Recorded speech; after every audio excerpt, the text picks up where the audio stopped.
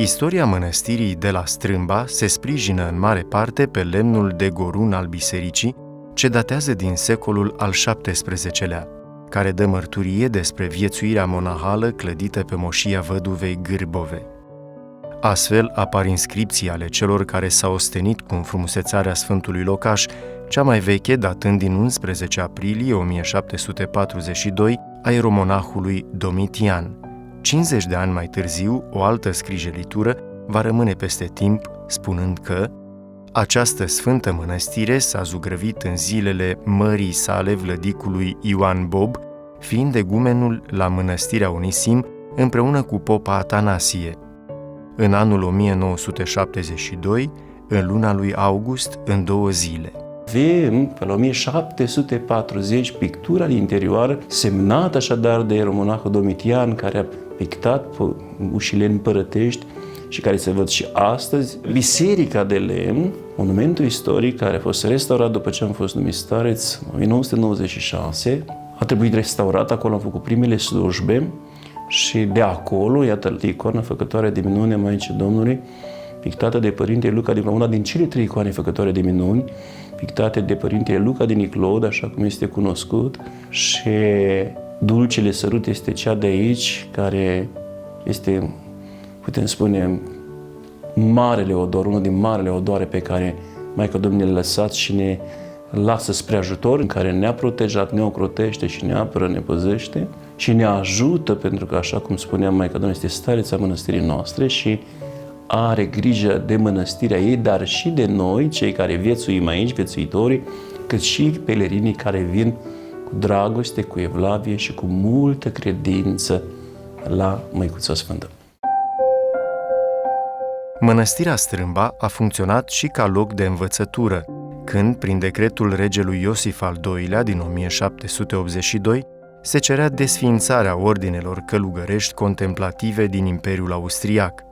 Excepție puteau face locașurile ce aveau să funcționeze ca școli, precum nota Episcopia Blajului. Monahi harnici de învățături dă școale din prejur. Au ba și de vrând dintre ei de acea treabă, vei face rânduială să învețe pruncii, dând de știre prin satele vecine, cum că după rânduielile împărătești s-au așezat acea mănăstire sub această condiție ca să învețe prunci. Trecând mai bine de 200 de ani de la încetarea vieții de obște la mănăstirea Strâmba, efect al dispozițiilor imperiale de la acea vreme, încep demersuri pentru redeschiderea acesteia, dorindu-se refacerea vieții monahale în Transilvania. Astfel, în 1993, Episcopia Ortodoxă Română a Oradiei adresează Patriarhiei Române propunerea de reînființare a mănăstirii de călugări Strâmba Păduriș, susținută de argumente istorice și religioase și de rolul ei în viața creștinilor din partea Sălajului, fiind unica mănăstire de pelerinaj a județului.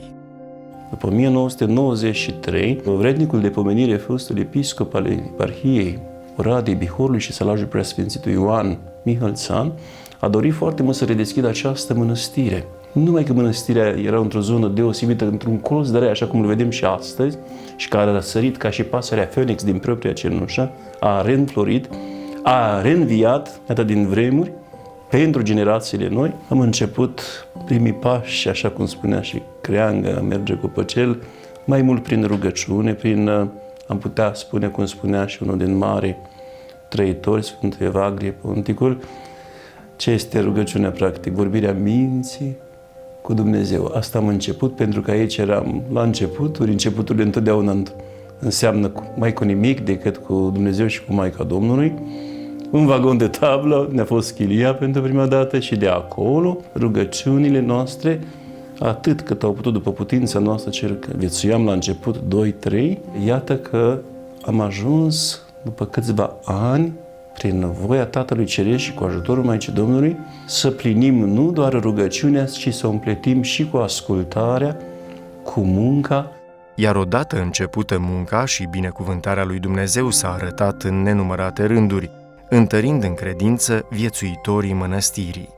O altă minune care s-a petrecut cu noi, neavând în primii ani când am venit nici apă, pentru că eram de la distanță, mari, nefiind o zonă unde să putem fura, pentru că pânza freatică era foarte adâncă și mi s-a spus că de ani și ani aici apă nouă a fost, că oamenii aduc de la distanță, așa am început și noi să ne ostenim prin transportul apei din satul vecin, pentru a începe aceste construcții de care vorbeam mai înainte. Pe deasupra, când am început să săpăm, la fundația Bisericii Noi, Maica Domnului ne-a dat apă pentru a reconstrui biserica ei. Un izvor frumos care nu are un debit mare atât cât ne trebuie pentru viețuitori, pentru flori, pentru tot ce este aici și au prin viață.